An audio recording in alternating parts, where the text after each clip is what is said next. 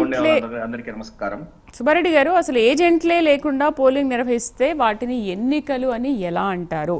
ప్రజాస్వామ్యంలో ఉన్న ప్రతి ఒక్కరూ దీన్ని ప్రశ్నించకపోతే గనక, గొంతు విప్పకపోతే గనక అసలు ప్రజాస్వామ్యం అనేది ఉండదు అని అన్నారు నిన్న జగన్.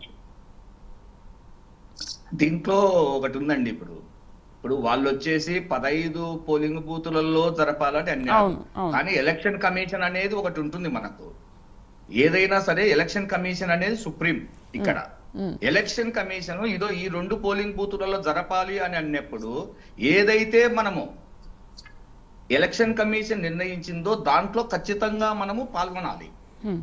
వాళ్ళు ఏ విధంగా మనం ఓడిపోతున్నాము, ఇక్కడ మనకు ప్రజాస్వామ్యబద్ధంగా ప్రజల బలం లేదు అని అనుకున్నప్పుడు కావాల్సిగా ఇంకా ఇప్పుడు ఏ దారి లేనప్పుడు వాళ్ళు ఏది ఎంచుకున్న దారి ఏదంటే మేము పాల్గొనము, మేము బాయ్కాట్ చేస్తున్నాము వాటి నుంచి అంటున్నారు.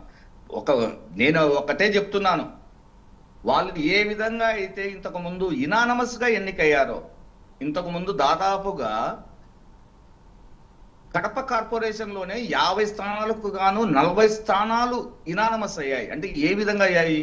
అదే మనం ఒంటిమిట్టలో కానీ పులివెందుల్లో కానీ చూసుకుందాము.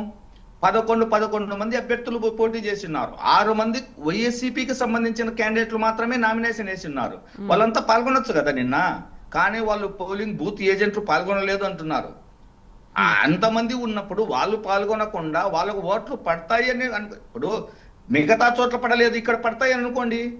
వాళ్ళ ఏజెంట్లు అందే వాళ్ళు కూర్చుంటే వాళ్ళ పార్టీ పరంగా వాళ్ళకంటూ ఒక రిప్రజెంటేటివ్ అక్కడ ఉంటారు కదా.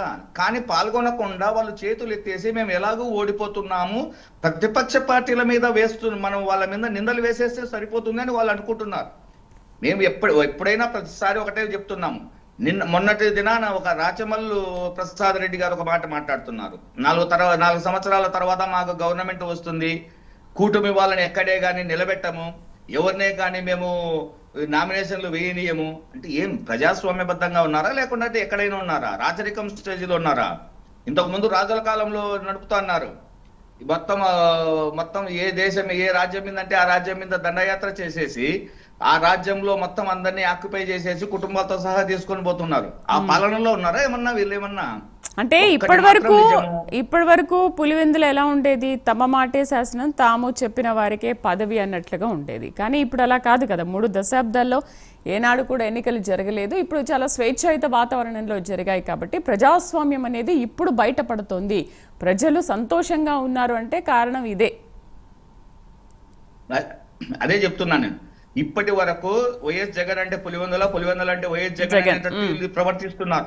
గత 30 ఎప్పుడైతే జెడ్పీటీసీ కానీ ప్రత్యక్ష ఎన్నికలు ఈ విధంగా పోలింగ్ బూత్ ఏజెంట్లు మామూలుగా ఈ విధంగా జరుగుతున్నాయో అప్పటి నుంచి ఇప్పటి వరకు అక్కడ ఎలక్షన్ జరిగిందనేది లేదు. తెలుగుదేశం పార్టీ వాళ్ళు కానీ కమ్యూనిస్టులు కానీ బీజేపీ ఎవరే కానీ నామినేషన్ వేసేదానికి కూడా భయపడుతున్నారు. ఇప్పుడు స్వేచ్ఛాయుత వాతావరణంలో ఏదైతే కూటమి ప్రభుత్వం డబుల్ ఇంజన్ సర్కార్ వచ్చిందో ఈ డబుల్ ఇంజన్ సర్కార్ లో 6 పథకాలు అమలవుతున్నాయి, ప్రజలకు చేరువవుతున్నారు, ప్రజలకు సంక్షేమ పథకాలు అందుతున్నాయి. ఏదైతే నూతనపల్లె గాని మల్లికార్జునపురం గాని అక్కడ ఉండేటువంటి స్థానిక ప్రజలే చెబుతున్నారు. ఏమని?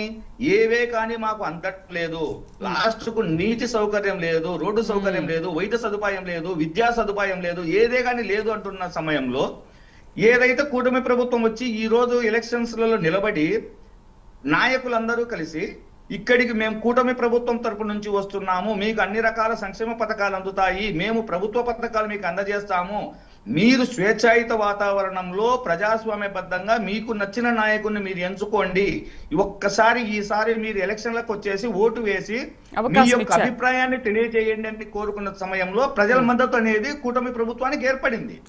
ఏదైతే మాకు ఇక్కడ చంద్రబాబు నాయుడు గారు కానీ పవన్ కళ్యాణ్ గారు కానీ మా మాధవ్ గారు కానీ ఒకటే చెప్తున్నారు, మనం కూటమి ప్రభుత్వము రాష్ట్రాన్ని అభివృద్ధి పదంలో నడిపించాలి, కానీ ప్రజల మద్దతుతో కూడుకొని ప్రజలకు చేరువయ్యి ప్రజలకు అన్ని సంక్షేమ పథకాలు అందజేసి చేయాలనుకుంటున్నారు. కానీ ప్రజలను భయభ్రాంతులను చేసేసి ఎవరే కానీ ఓటింగ్ లో పాల్గొనకుండా మేము ఏది చెబితే అది, మేము ఎక్కడ చెబితే అప్పుడు, ఎవరు చెబితే వాడు, ఇది అనేది తప్పుడు విధానం అని చెప్తున్నాను. ఇంతకు ముందు బీహార్ రాష్ట్రంలో అక్కడంతా జరుగుతున్నది. ఇంతకు ముందు దాన్ని ఏపీ ప్రభుత్వానికి తీసుకొని వస్తున్నారు ఇక్కడికి, దాన్ని తప్పుపడుతున్నాం మేము.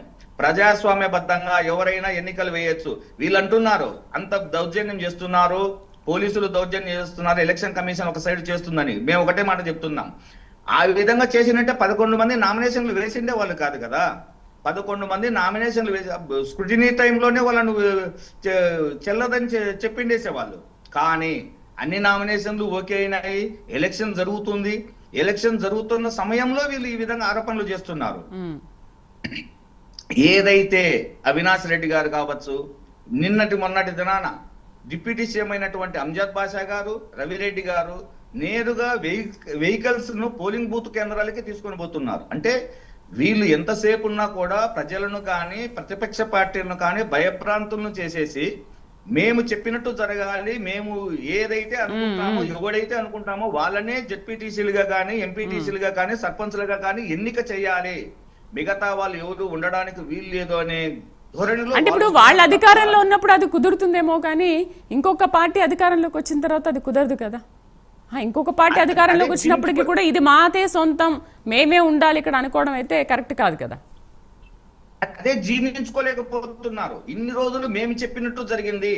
ఆనాడు రాజశేఖర రెడ్డి గారు ఉన్నప్పటి నుంచి నేటి వరకు వాళ్ళు ఎవరు చెబితే వాళ్ళు ఇక్కడ చెప్పారు. అందుకే అభివృద్ధి అనేది కుంటుపడి ఉంది మొత్తం అంతా. అంటే అక్కడ ఓటమిని ఒప్పుకుంటున్నారా వైసీపీ? ఓటమిని ఒప్పుకొని ఎలాగో ఓడిపోతున్నాం కాబట్టి దాని ప్రతిపక్ష పార్టీల మీద కూటమి ప్రభుత్వం మీద బురద జల్లాలి అనే కారణంతోనే నిన్న బాయ్కాట్ చేశారు వాళ్ళు. ఎవరైతే ఇప్పుడు ఖచ్చితంగా వాళ్ళు కావాలనుకునేప్పుడు ఈ 2 పోలింగ్ బూతులలో అయినా వాళ్ళు ఖచ్చితంగా పాల్గొని వాళ్ళకు రావాల్సిన ఓట్లను వాళ్ళు వేయించుకునేవాళ్ళు. ఎలాగో ఓడిపోతున్నాము, ఓడిపోతున్న సమయంలో మనం ఏ విధంగా గట్టపడాలి, బయటికి ఏ విధంగా చెప్పుకోవాలి. సో మేము బాయ్కాట్ చేస్తున్నాము, మీరు మోసం చేస్తున్నారు అని ఒక మాట విసిరితే సరిపోతుందని వాళ్ళు అనుకుంటున్నారు. కానీ నేటి సమాజంలో సోషల్ మీడియా పరంగా కానీ మీలాంటి ఛానల్స్ పరంగా కానీ ప్రజలకు అందరికీ తెలుస్తుంది ఏమి జరుగుతుంది ఏమి అనేది. ఇక్కడ వచ్చేసి వాళ్ళు దౌర్జన్యపూర్వకంగా చేయాలనుకుంటున్నారు అంత తప్ప మిగతాటి ఏమీ లేదు. పోలీసుల మీదకి తాగిన వాళ్ళని పంపించేసి వాళ్ళను విచక్షణ రహితంగా తిట్టిస్తున్నారు. అది చాలా తప్పది. ఇప్పుడు పోలీస్ వ్యవస్థ కానీ ఎలక్షన్ కమిషన్ కానీ అక్కడ ప్రభుత్వ అధికారులు కానీ ఎవరైనా సరే ప్రజలకు ఎటువంటి ఇబ్బంది కలగకుండా ఎలక్షన్ జరగాలని చూస్తారు. అది వైసీపీ ప్రభుత్వం కావచ్చు, టీడీపీ ప్రభుత్వం కావచ్చు, కూటమి ప్రభుత్వం కావచ్చు, ఇంకా ఏదైనా ప్రభుత్వం కావచ్చు. ఎవరైనా ప్రభుత్వ బాధ్యతలలో ఉన్న వాళ్ళను గౌరవంగా చూడాలి. వాళ్ళు కొన్నిసార్లు మరీ తాగుడు బోతులను వాళ్ళ మీదకి వదిలేసి వాళ్ళని ఇష్టానుసారంగా తిట్టడం అనేది, ఒక ఐజీ స్థాయి వ్యక్తి పొయ్యి మాట్లాడేసి మీరు మీ అభ్యర్థులతో ఓట్లు వేపియండి, మీరు అట్లా కూర్చొని ఉండకూడదు, ఓట్లు వేయండి అని అడగడానికి పోయినప్పుడు అంత విచక్షణ రహితంగా తిట్టడం అనేది చాలా వరకు తప్పుడు విధానం. సమయంలో ఒక పోలీస్ మళ్ళీ మాట్లాడదాం. పులివెందుల్లో జరిగింది అసలు పోలింగ్ రిగ్గింగ్ అని ప్రశ్నిస్తున్నారు. పోలింగ్ రిగ్గింగ్ అని దీన్ని ఎలా ప్రశ్నిస్తారు? వేదాలు బంధించినట్టుగా వాళ్ళకి పోలింగ్ రిగ్గింగ్ అనే దానికి తేడా తెలియకపోతే ఎట్లా అమ్మా? మీరు ఇందాక ఒక మాట అన్నారు, చాలా మంచి మాట అన్నారు, ఎవరు పార్టీ వచ్చినప్పుడు వాళ్ళ హవా సాగాలి. అది కరెక్ట్ కాదమ్మా. ఎవరు పార్టీ అధికారంలో ఉన్నా కూడా ప్రజల యొక్క అభిప్రాయాల మేరకే, ప్రజల యొక్క ప్రభుత్వం పట్ల ఉన్నటువంటి అభిప్రాయం మేరకే తాలూకు ఓట్లు వేస్తారు. ఇది మనం ప్రాథమికంగా తెలుసుకోవాలి. రిగ్గింగ్ కాదా అనేది అక్కడ కౌంటింగ్ ఏజెంట్లను పెట్టుకోలేని దుస్థితికి వచ్చారంటే వాళ్ళు, మేమైతే గవర్నమెంట్ పరంగా ఫ్రీగా 11 మంది నామినేషన్లు వేసే విధంగా ప్రభుత్వ పరిపాలన జరిగింది. ఏజెంట్లను పెట్టుకోలేదంటే వాళ్ళ నిర్మాణం, వాళ్ళ పార్టీ క్యాడర్ విచ్ఛిన్నం అయిపోయింది అనేది అక్కడ దట్ ఈస్ ద ఇండికేషన్. మళ్ళీ వాళ్ళే ప్రశ్నిస్తారు.